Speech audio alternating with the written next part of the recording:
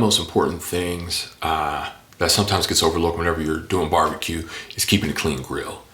And okay, I'll be honest with you. I have two grills. I have two master builds. I have a 560 and I have a 1050. Well, honestly, since I have the 1050, it's bigger. So I've been using that more. The last time I used my 560 was months ago. And I had done, I was catered, my home church asked me to cater a meal. So I did a whole bunch of pork butts. I want to say I did like 12, 15 pork butts, but I used my 560. And I didn't have them in pans because I didn't have enough room, because I try to smoke my pork in pans. It's just what I do. So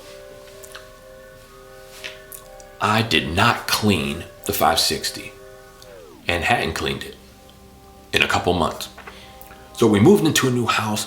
So I take my 560 over to my mother-in-law's house because I'm like, you know what? I'm over there a lot. She wants me to smoke. I'm not going to use it at home. Let me just put the 560 at her house. So it's New Year's Eve. Wings.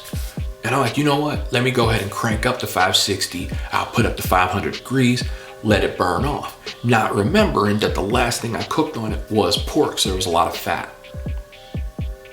Flames. Lots of flames. You know how fat burns, lots of flames. And the 560 gives you an alarm when it gets too hot. So it's beeping. It's like, error. I think it's error 3 or error 4. It's going off. So I open it up, and I'm like, oh man, this is crazy. And it has a lid switch on it. A lid switch, because if it's over 500 degrees whenever you're cooking, it doesn't want to keep the fan on. So the lid, when it pops up, it says, oh, it's open, it turns the fan off. It's over 500 degrees. So I'm like, yeah, so I'm trying to get the fire to go out a little bit. And the grill was at about 800 degrees. And the lid switch is plastic. So it melted right off. So now I don't have a lid switch. So if I need to cook over 500 degrees, my fan isn't gonna go off when I open up the lid.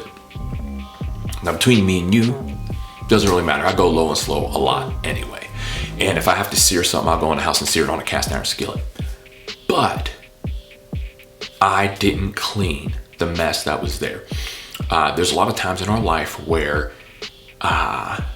we get lazy. And there's crud in our lives, there's mess in our lives, but we don't deal with it. We don't clean up, we don't get rid of it, we don't deal with it.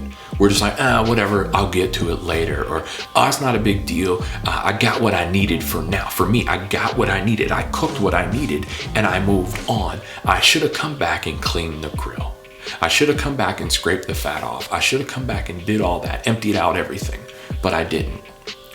There's stuff in our lives that we know shouldn't be there. There's stuff in our lives that we know get us messed up, and we stick with it. We stay with it day in, day out. I kept looking at that 560. It had been sitting there for months. I knew it was there. I should have cleaned it. There's stuff in your life that you know is there and you know you need to clean it.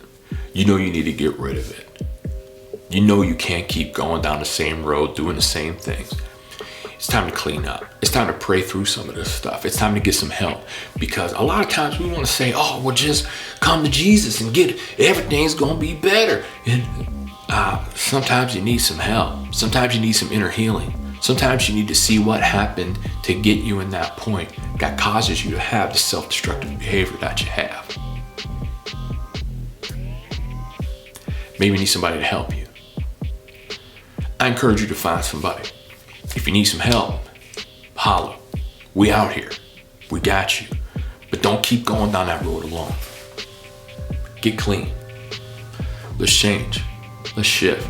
Let's live better. Let's live better for our family. Let's live better for our job. Let's do good things.